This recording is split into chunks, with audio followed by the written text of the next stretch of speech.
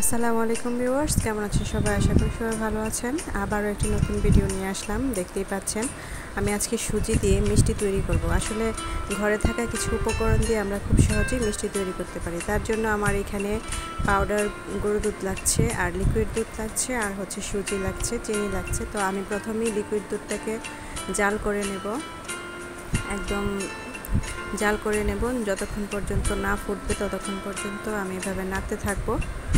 তারপর আমি চিনি অ্যাড করে দিব 1 কাপ পরিমাণ।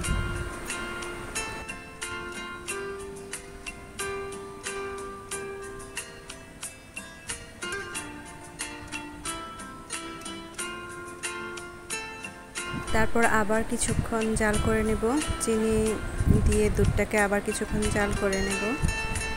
বলক উঠে গেলে আমি সুজি রেখেছিলাম, সেই সুজিটাও 1 কাপ পরিমাণ দিয়ে দিব।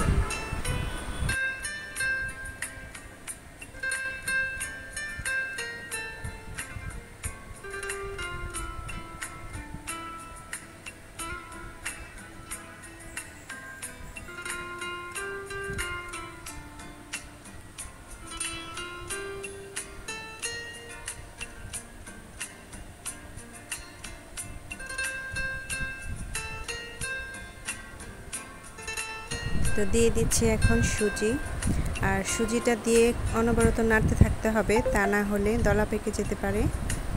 কিছুক্ষণ বলক ওঠার পর সুজিটা এমনিতেই ঘন হয়ে আসবে।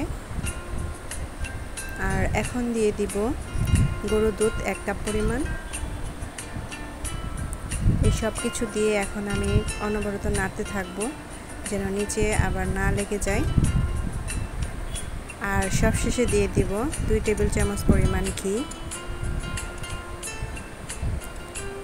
আপনারা সবসময় চেষ্টা করবেন ঘি দেওয়ার জন্য, কেউ তেল বা বাটার দিয়েন না, তাহলে মিষ্টিটা সুন্দর হবে না বা গ্রানটাও সুন্দর আসবে না, ভালো আসবে না গ্রানটা।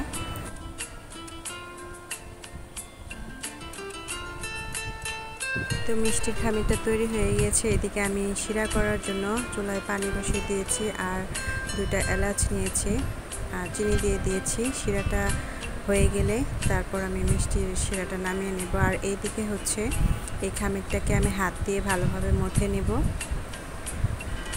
চেষ্টা করতে হবে যে একটু গরম গরম থাকা অবস্থায় হাত দিয়ে মথে নেওয়ার জন্য। আর এরকম একটা বাটিতে বা পলিথিনে, র্যাপিং পেপারে রাখা যেতে পারে। আর এদিকে শিরাটাও হয়ে গিয়েছে, আর আমি এখন হাত দিয়ে মিষ্টির শেপ করে নেব।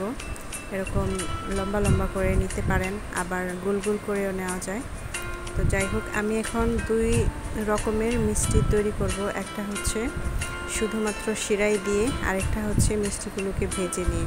তো আপনারা দেখতে থাকুন। আমি এখন শিরাই দিয়ে দিয়েছি, এগুলোকে আমি ভাজে নিই। আর এগুলো 4 থেকে 5 মিনিট পরে উঠিয়ে নেবেন।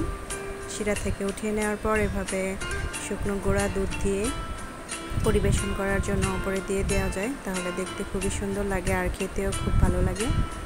এই যে দেখুন, এরকম হয়ে গিয়েছে চমচমের মতো। তো এখন হচ্ছে আমি আবার এগুলোকে একটু ভেজে নেব। আরেক রকমের মিষ্টি বানাচ্ছি, সেটা হচ্ছে ভেজে নিতে হবে, এরকম ভেজে নিতে হবে ব্রাউন কালারের মতো করে।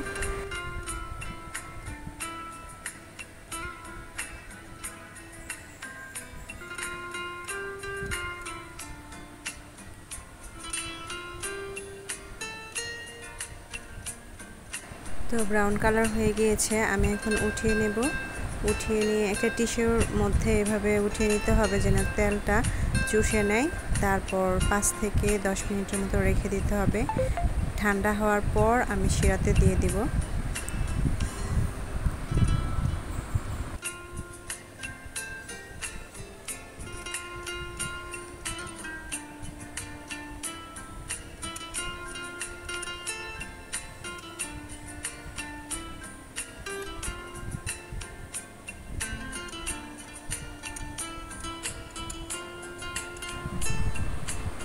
তো আমি এখন শিরাতে দিয়ে দিচ্ছি এক এক করে, আর এভাবে আমি 3-4 ঘন্টা ভিজিয়ে রাখবো শিরাতে, যাতে করে ভিতর থেকে মিষ্টিটা একদম জুসি হয় আর খেতেও খুব ভালো লাগে।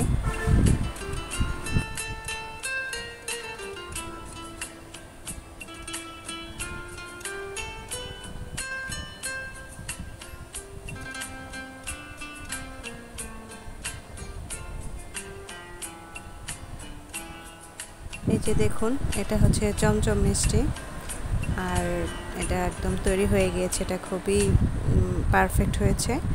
আর এখন দেখাবো শিরায় তৈরি করা যে মিষ্টিটা, সেটা ভেজে নিয়েছিলাম যে মিষ্টিটা, সেটা।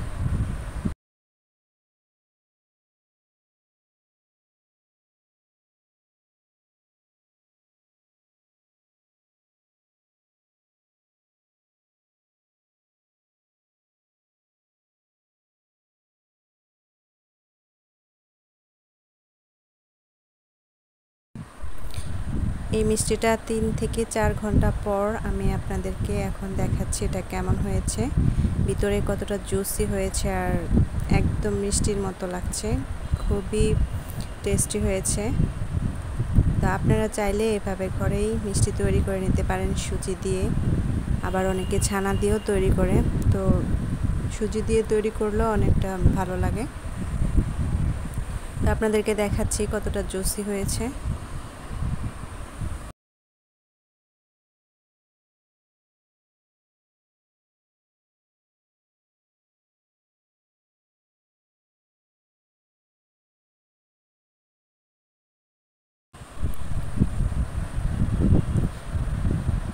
এই যে দেখুন, আমি একটা দেখাচ্ছি ভিতরে কতটা জুসি হয়েছে।